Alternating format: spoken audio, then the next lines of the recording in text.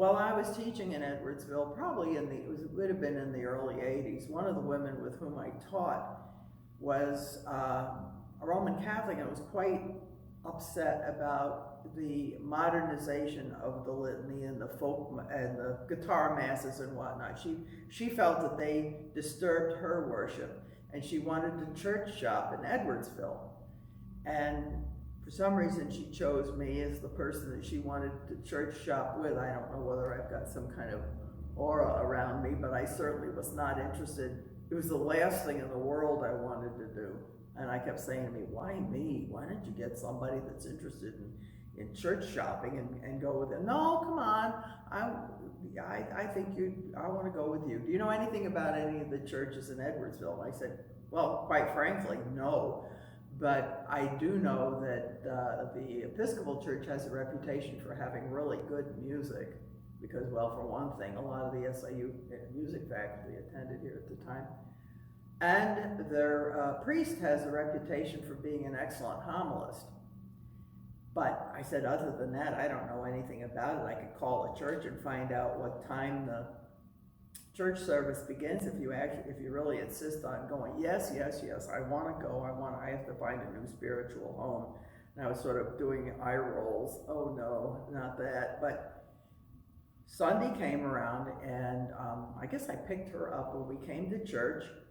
Came in and I sat down in the same pew that I still sit in today, and the organ started, the procession started, and every hair on my arm stood on end.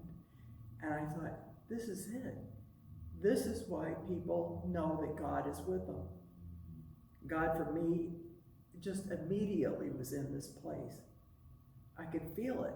I watched the procession go up the aisle, and the whole litany evolved, and I was just enthralled. This is why people attend church. God, all of the why me when she wanted me to go to church was answered in that instant. I knew why me. I was supposed to come here and find the spiritual home that I didn't even know I was looking for. And as it turned out, she never came back, and I never left. And for that reason alone, because it is stewardship time, I want to speak about the necessity of us making sure that this opportunity is available to other people who may in the future be looking for a spiritual home. And I know they're out there looking because I've talked with Father and he says there are people looking. So we have to make sure our church is here financially and spiritually when people need us. One of the problems I think we're facing right now, obviously, is the coronavirus situation in our country. The coronavirus has done something for us in a very negative way that, to my mind, no other catastrophe has ever done. When a natural disaster happens, or some catastrophe, a fire, an earthquake, somebody has a catastrophic loss of one sort or another, we all come together and we can hug each other and we can really interact with each other. We can work with each other. We can fill sandbags. We can clean up debris. We can help each other. This catastrophe has done nothing but basically separate us. And that's a very bad thing for people generally and for a community of Christians as we are. We need to be together. And I hope that when this ends, and it will, we will be able to pick up the pieces of our fragmented community. We don't see each other the way we did. I'm sure we don't talk to each other as frequently as we did. And I hope and pray sincerely that this does not drive us apart as Christians in the loving community that we have been in for so many years.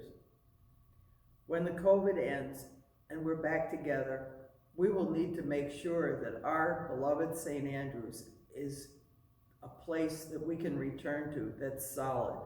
And one of the ways that we can make sure that our church is solid is by pledging generously, so that when we are finally able to get back together again, we can move forward. We can go back to our ministries. We can continue with our outreach, because we ourselves are financially secure and we don't have to worry about us. We can worry about our mission to do God's work in the world. Thank you very much for listening to me, and I hope we'll be back together again soon. I really miss you all.